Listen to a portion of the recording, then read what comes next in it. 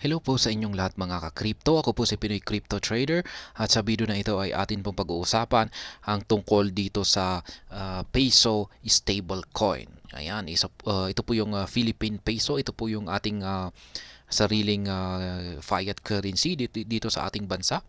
Yan, isa po itong parang napaka-interesting na balita kung saan ay magkakaroon po tayo ng sariling atin na stablecoin. Ayan, Licensed Crypto Exchange, DA5. Yan, ang GuruFin ay sila po yung magla-launch ng stablecoin na ito. Ayan, kaya sa tingin ko ay maganda po talaga ito lalong-lalo na kung pag marirecognize po ito para yan, ang gagamitin po natin ay hindi na si USDT. Yan, hindi US dollar na mga stablecoin kundi yung sariling atin na peso stablecoin. At ayan, bago po tayo magpatuloy ay nais ko po munang bigyang linaw ang aking disclaimer kung saan ang nilalaman po ng video na ito ay hindi po ito isang financial advice. For education and information purposes lamang po ang layunin nito. Nais ko na rin pong magbigay babala na wala pong kahit anumang group chat ang Pinoy Crypto Trader. Ayan na nga. Sabi dito ay what is PHMU stablecoin? Yan, ano nga ba ito? Stablecoins are cryptocurrencies that are linked to a reference set such as a fiat currency exchange, traded commodities, or another cryptocurrency. This means their value is intended to remain constant as it is pegged to a reference asset. The PHMU stablecoin is backed by the Philippine peso at a 1:1 ratio. Ayan, sa mga hindi po nakakalam, kung pag sinabi po natin na stablecoin ay ito, yung value nito ay nakadikit sa mga fiat currency. Yan, tulad na lamang ng USDT.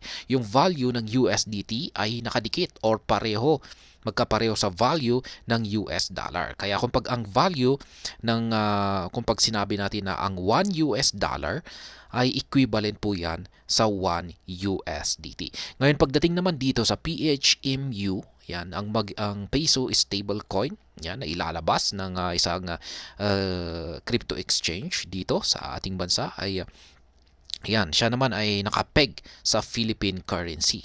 Kaya ang 1 PHMU na stable coin is equivalent to 1 Philippine peso. Kaya yan, maganda po yan. Kaya imbis na yung gagamitin natin ay si USDT ay mas magandang gamitin po natin si Philippine peso. Ayan, kasi ito po talaga yung ating currency. Ayan, at mas nakasanayan natin yung pag-handle sa Philippine currency kumpara sa US dollar. Kaya yan, together with GuruFin, the A5 assured its users in a statement that the project will provide consistent transaction cost, not subject to the volatile gas fees associated with other major chains as it runs on its own Layer 1 chain. Ay, nako po, Layer 1 ang gagamitin.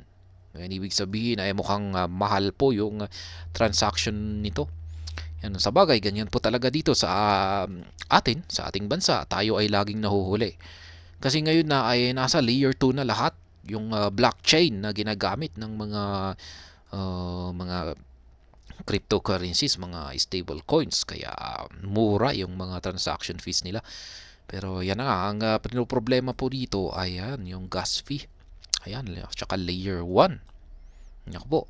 PHMU standout feature lies in its full fiat backing by the Philippine peso with real-time verification capabilities.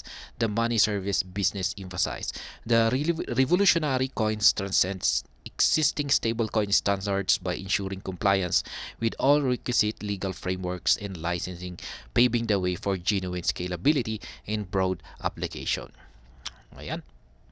Maski ganyan po, at least meron. DA5, a known Philippine Western Union agent, is licensed as a virtual asset service provider or VASP, electronic money issuer EMI, and provider of electronic payment and financial services by the Bangko Sentral ng Pilipinas. Ayan. Maganda po ito kasi ito po ay ayan, parang pasado po siya sa ating financial regulation. Ayan, leveraging the pinnacle of technological innovation, DA5 remains unwavering in its commitment, offering Filipinos the safest, most efficient, most means of transferring money to the Philippines. Ayan, mas maganda po talaga ito kung meron tayong ganito, stable coin na Philippine peso. Mas napakabilis yung magiging transfer ng pera rito sa yan, iba't ibang panig ng ating bansa. Yan, pero nandyan na po si GCash. Ayan, si GCash, pero si GCash kasi ay yan, ay magkaiba po kasi sa stablecoin. Limited lamang po kasi si GCash dito sa ating bansa. Pero kung pag ito, yung ilalabas na stablecoin na ito ay pwedeng hindi lamang dito sa Pilipinas yan. Yan, pwedeng international ito kung pag i-accept yan ng mga international na mga exchanges. Stable coins in the Philippines. Ayan na nga, yung stable coin dito. Sa tingin ko ay parang ilan lamang yung stable coin ng Philippines. Mukhang the stable coin PHX to facilitate cross-border remittance on a blockchain. The move made Union the first bank in the country to launch stable coin and conduct remittances via blockchain. Ayan. Meron po pala ang mas nauna noong 2019 linabas po ito ng Union Bank of the Philippines. Ayan, ang PHX. Ayan. During its launch, the bank expressed its plans to make PHS usable in various platforms and wallets globally. Ayan, yan po yung talagang maganda rito, yung maging global. Sana yung maging available din siya sa mga kilalang mga exchanges na tulad ni Binance. Ganyan. Para mas madali kung pag nagkaganyan po kasi na naging available ang PHX or mga stablecoin dito sa Pilipinas. Naging available yan sa mga international exchange na katulad ni Binance, ay mas madali po yung paglabas natin ng pera natin dito, pag cash out at saka pag cash in. Yan, hindi na po natin kailangang idaan ito kay GCash o sa mga bangko. Ayan, pwedeng direkta na. Ayan, gamit ang stablecoin na PHX. Ayan po ang kagandahan nito kasi kung pag tayo ay nagka-cash in, nagfa-fund, ayan, kailangan pa ng palipat-lipat, maraming kailangan natin na daan ng proseso, at saka alam naman natin na meron po sa ating meron po ilan sa atin na talagang ayaw sa mga komplikadong proseso. Mas gusto nila yung simple. Yeah, yung mga ilan lamang na proseso, siguro 3 steps lang ay tapos na yung proseso. Ayaw nila yung umaabot ng hanggang 10 steps. Ayan, kasi mas nagiging komplikado ang pag ganyan. Kaya, ayan, maganda po ang binabalak nila rito na bagong stablecoin, PHMU. Ang problema lang kasi dito ay yung ito ay maging international or maging global, yung tatanggapin ito ng ibang bansa.